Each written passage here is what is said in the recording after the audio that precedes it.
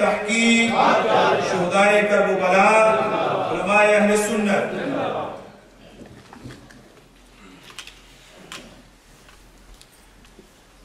بسم اللہ الرحمن الرحیم الحمدللہ رب العالمین والصلاة والسلام على من كان نبيا وآدم بين الماء والطين وعلى آله وعلى أصحابه أجمعين أما بعد فأعوذ بالله من الشيطان الرجيم بسم الله الرحمن الرحيم محمد رسول الله صدق الله ومولانا العظيم إن الله وملائكته يصلون على النبي يا أيها الذين آمنوا صلوا عليه وسلموا تسليما اللهم صل على سيدنا ومولانا محمد وعلى آل سيدنا ومولانا محمد وبارك وسلم وصل عليه صلاة الله وسلام عليك يا رسول الله.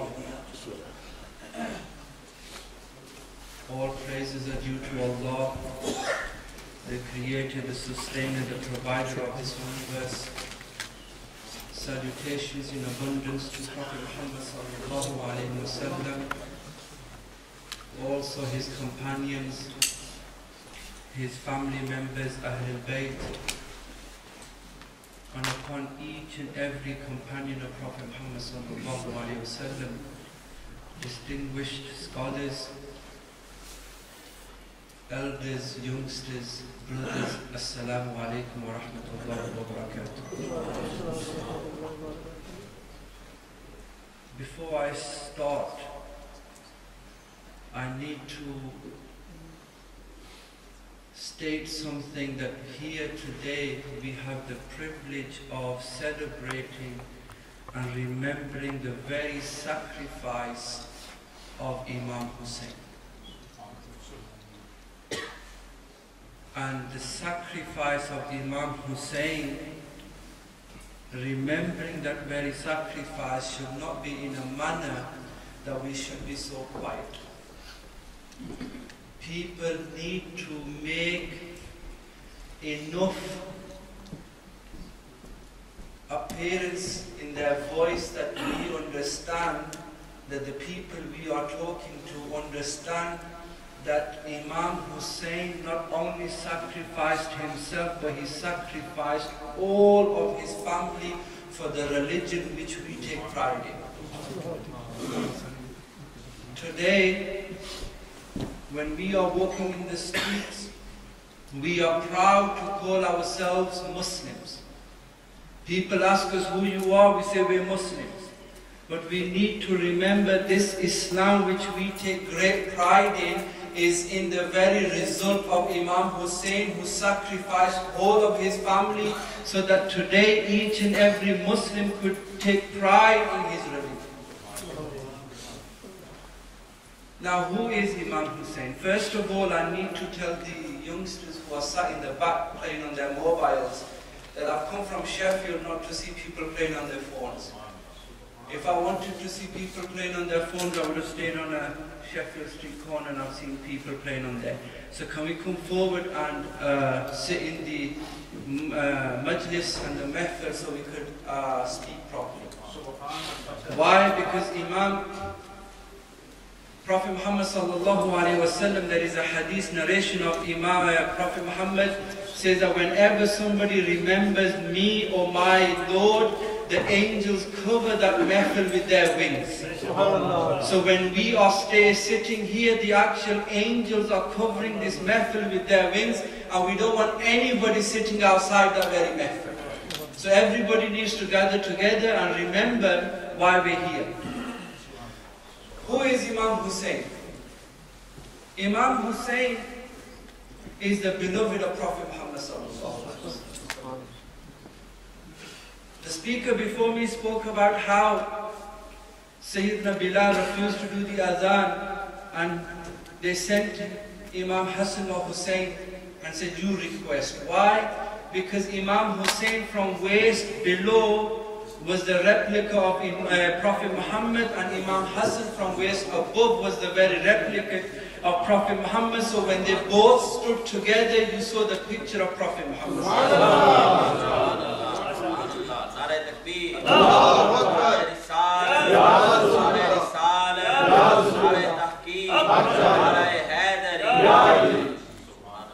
So when Imam Hassan and Hussein used to walk, Imam Hussein, every step he took, people thought that the Prophet was walking, and each time they saw the very face of Imam Hassan, they thought that we are looking at the face of Prophet Muhammad sallallahu alaihi wasallam. When these two brothers used to come together, it was the picture of Prophet Muhammad sallallahu alaihi wasallam, and it was that very picture that Bilal saw, and he did the azan because he saw that very picture. That every time he used to say Hayya ala Salah, he said my face used to look at the Prophet, and when I used to look at the Prophet, my heart was bursting.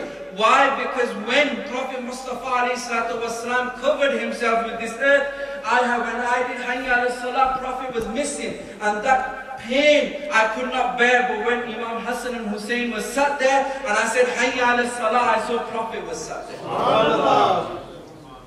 These were the two brothers. And both brothers did not take pride in who they are. This was the very giving of Allah subhanahu wa ta'ala.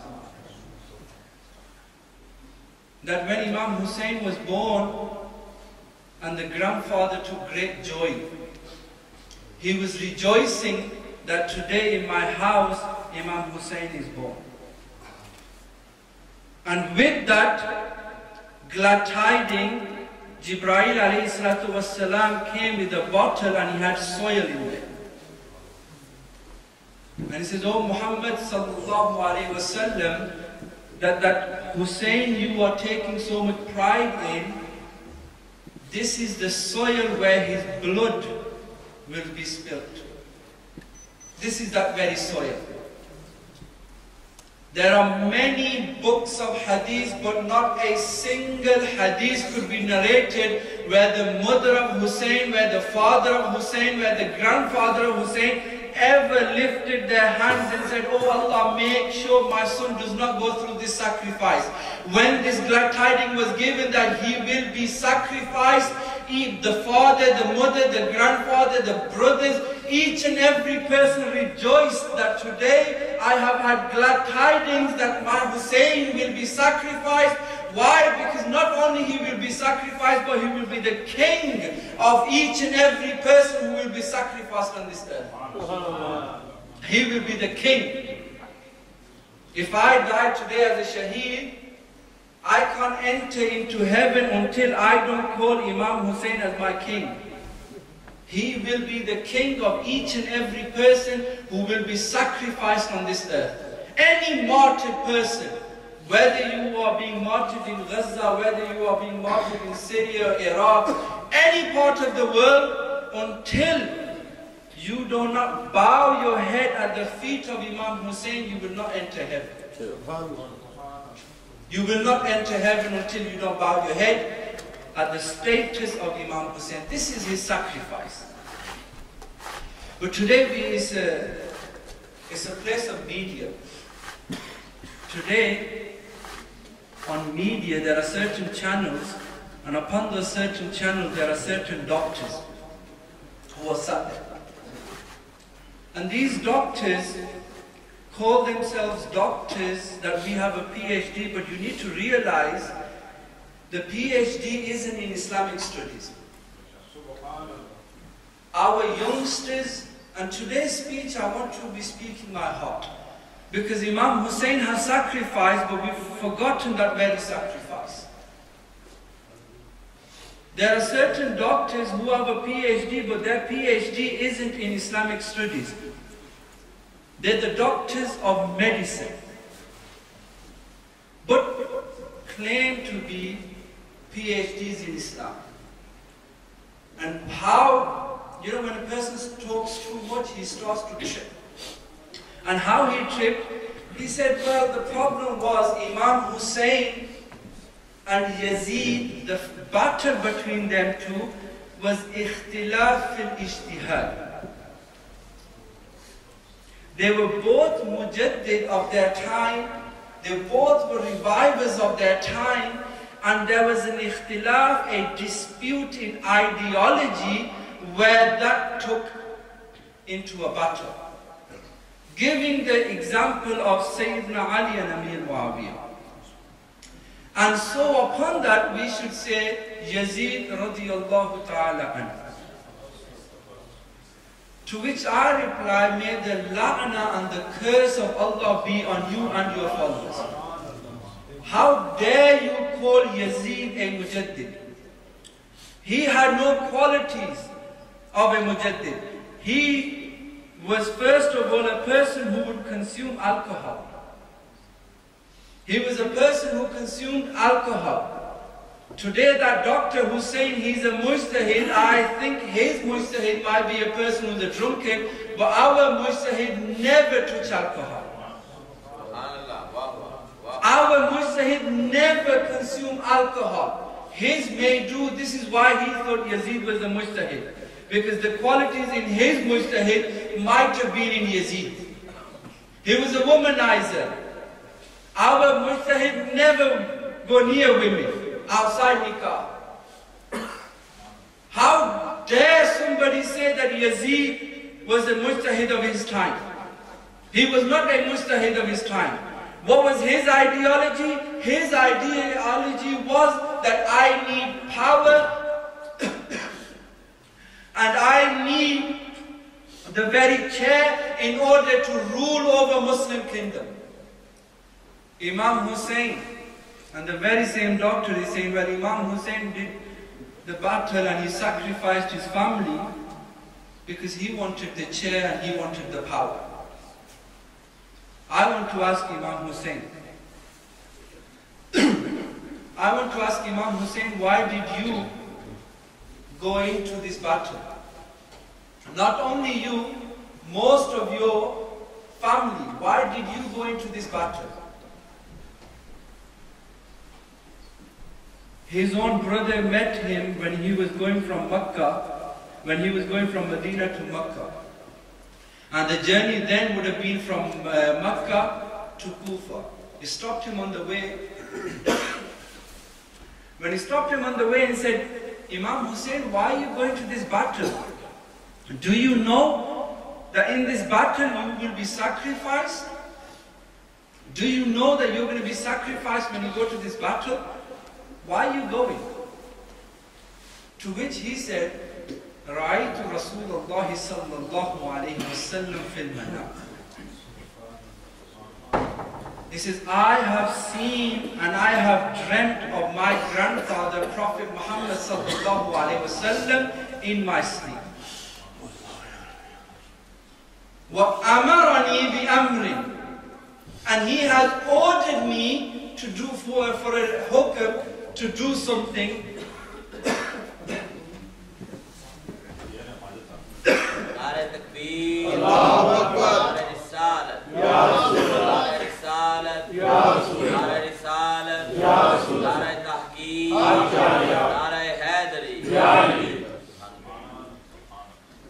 This is the health. Traveling intensely, I come to Bradford in order to speak on the fada'il of Imam Hassan al-Hussein and the Ahl Bayt is the very tawfiq of Allah subhanahu wa ta'ala. As-salatu was-salamu alayka ya Sayyidi ya Rasulullah wa ala alika wa ashabika ya Sayyidi ya Habibullah. As-salatu was-salamu alayka ya Sayyidi ya Rasulullah wa ala alika wa ashabika ya Sayyidi ya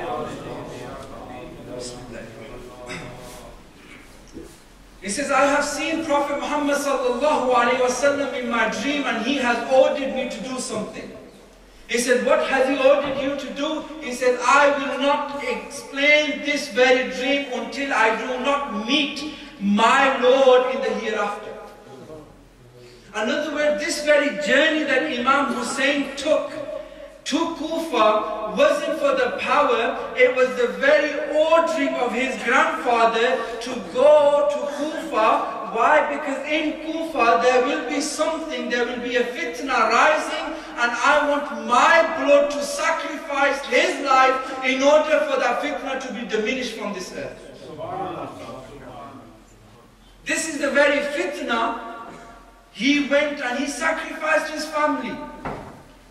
The lesson here we should be learning that Imam Hussein sacrificed his life so that fitna does not rise the surface. Today we have many people who have in their ideologies fitna rising and we are quiet. We are quiet. You have a fitna of Wahhabis. You have the fitna of Salafis. You have the fitna of Kharijis. You have the fitna of Shiites. You have fitnas upon fitnas upon fitnas. And the believers of Imam Hassan and Hussein and the Ahl al-Bayt need to realize that if our leaders sacrifice their life in order to get rid of these fitnas, we as followers need to dedicate our lives in order to diminish that very fitna which is rising in our times. People need to realize it is well to sit here and explain the glory of Imam Hussein, but if we are not practicing the very character of Imam Hussein in our life today, there is no point people attending. There is no point people attending. If you are not going to practice the very lifestyle of Imam Hassan and Hussein, and you are not going to live your life according to Imam Hassan and Hussein, we don't want to see you, you don't want to see us.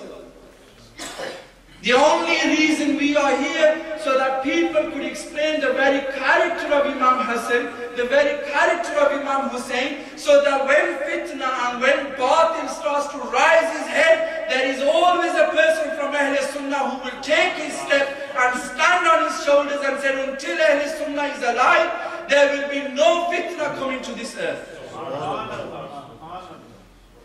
Blood was given. Life was sacrificed. Families were sacrificed. Why? Because so the batil does not rise their head. And today, alhamdulillah, we have scholars. We have people from general public who are ready to sacrifice their lives so that fitna does not rise. We have fitnas upon fitnas. And my appeal is to those parents who have young children. Keep your children in the suhbah and in the society of the true scholars of Ahl Sunnah wal Jama'ah. The true scholars of Ahl Sunnah wal Jama'ah, keep your child in their presence. Do not take your child because he reads better Quran. This is what happens in people. They say, well, you know the Wahhabis, mashallah, they read very good Quran. They know a lot of hadith. They know this, they know that. I tell them, you haven't even met our scholars yet. They read Quran beautifully. Our scholars explain Quran and the tafsir in 17 different languages. Our scholars are here. They are explaining. And only our scholars could give you the true teachings of Imam Hassan and Hussein. And what was the true teaching?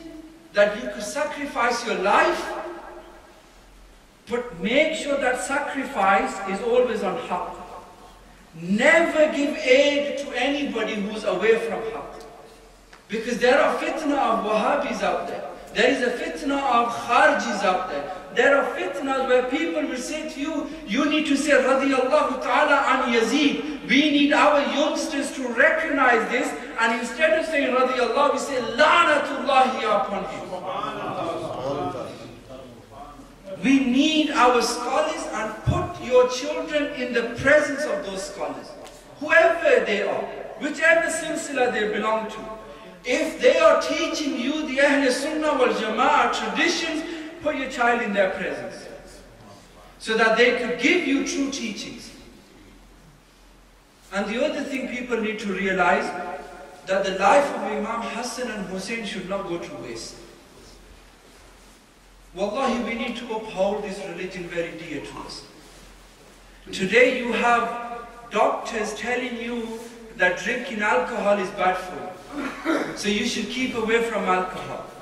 I tell these doctors for 1400 years exactly the same thing Prophet told us. Your doctors are talking about it in the 21st century. Our Prophet Muhammad sallallahu alaihi wasallam spoke about this 1400 years ago. So the greatest doctor is our Prophet Muhammad sallallahu alaihi wasallam. Any child who brings the teachings of Prophet Muhammad in his life needs to keep away from alcohol, needs to keep away from drugs, he needs to keep away from prostitution, he needs to keep away from each and every ill and defects of society. Why? Because this very religion which we have very dear to us belongs to Imam Hassan and Hussein, because they sacrificed their life for it. Wallahi, it saddens me when we see our youngsters going into the tracks of this ill society, and you explain to them why. He says, because we are free, this is my life. Wallahi, this isn't your life. Our life is indebted to Allah and His Messenger.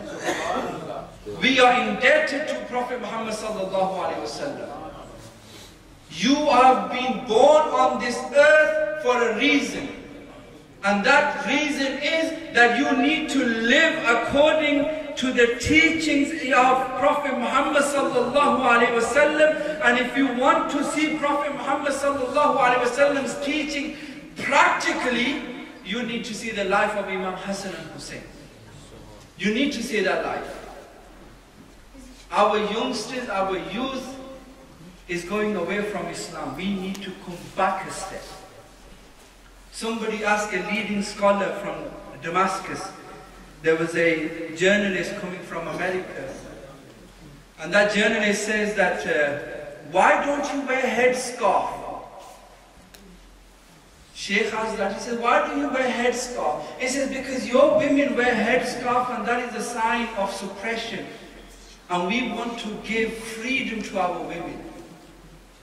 And this is called modernization. This is that very journalist. And that sheikh replied that if you go into the tribes of Africa, they don't wear any clothes. They're the most modern people on this earth.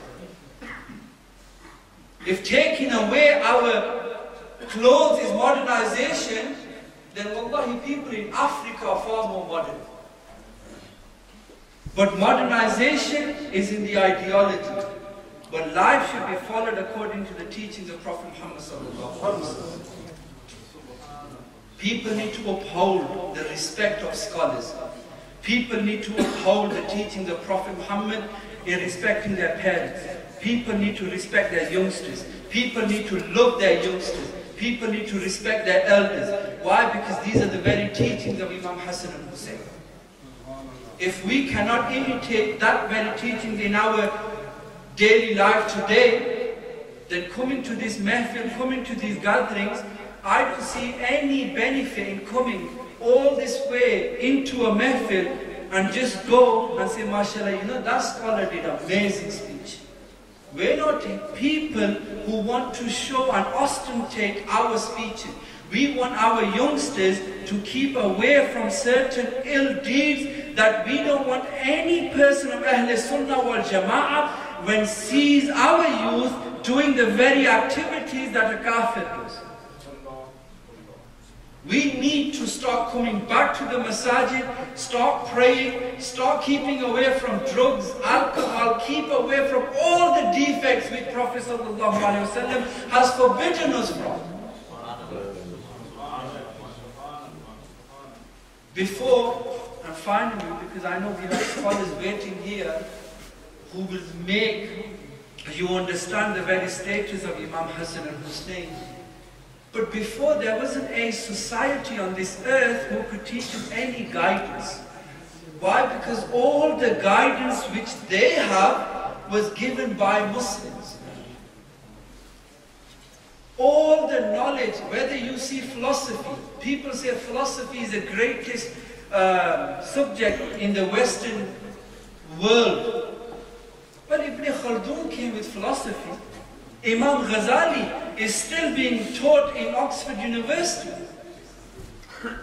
We have Imam Abu Hanifa's greatest student, Imam Abu Yusuf. His book Kitab al-Khiraj is being taught to People of Oxford University who are studying for master's degree. Not even your normal BA honors. Master's students are learning the book of Khiraj on how law is made, and that was written and taught by Imam Abu Hanifa's greatest student. So if you think going into Oxford University and studying this book will give me the greatest knowledge, come back 1400 years ago and sit at the footsteps of Imam Abu Hanifa and learn how law is made from him, because his books are being taught in Oxford University. People think that we need to go forward in order to be recognized and say this is taught in Oxford, this is taught in Cambridge. What's taught in Oxford and Cambridge? These are the very books our scholars have been teaching for life. If you go into China, the greatest hospital in China, on the forehead of that hospital, they've written a hadith. And that hadith says, do not eat until you are full. Somebody asked the doctor, why are you making these claims there? He says, reason why? Because when you are full, there are certain diseases come into your stomach, which we need to control, and in order to control them, we need to keep a part of our stomach away so that fullness doesn't go there, those diseases do not uproar. Wallahi, this is from Kitab Bukhari. This is from Bukhari Sharif. And they've written on the forehead of their hospitals.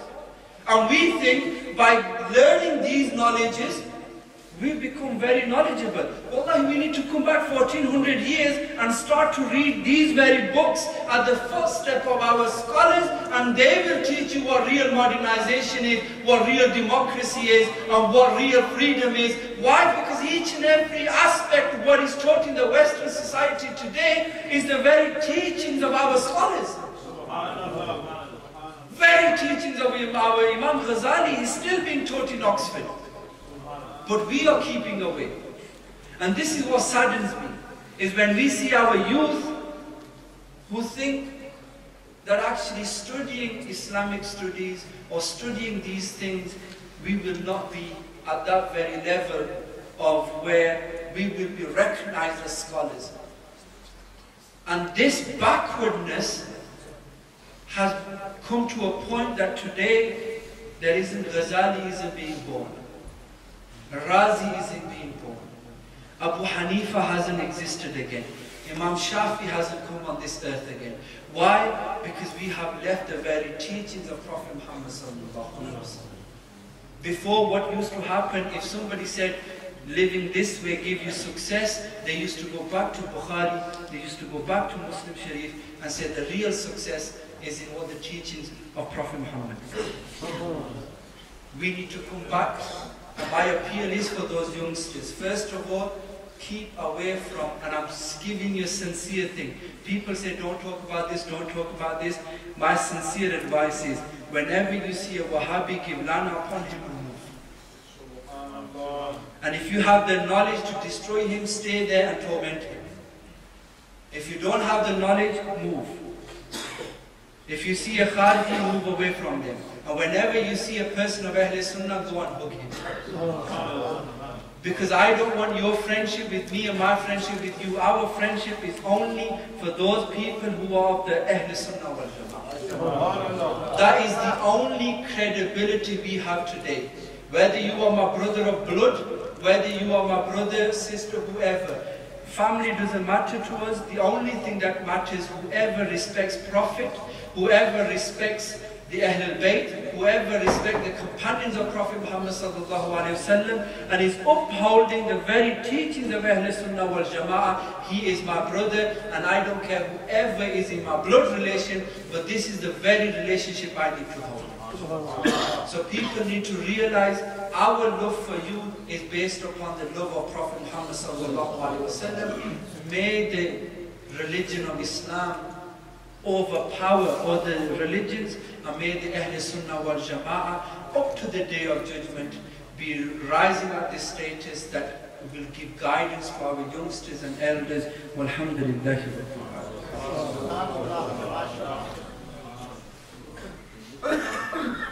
سوئینی محترم یہ تھے ہمارے ساتھ شامی صاحب جو سامنے خطاب فرما رہے تھے. مہمان جو ہیں وہ وسطہ سے تشریف لا رہے ہیں. ہمارے درمیان جناب صاحبزادہ پی نجیب الرحمان صاحب فیض پوری گرمی گام سے تشریف لائے ہیں. اس پروگرام میں شامل کہتے ہیں. اسی طرح جناب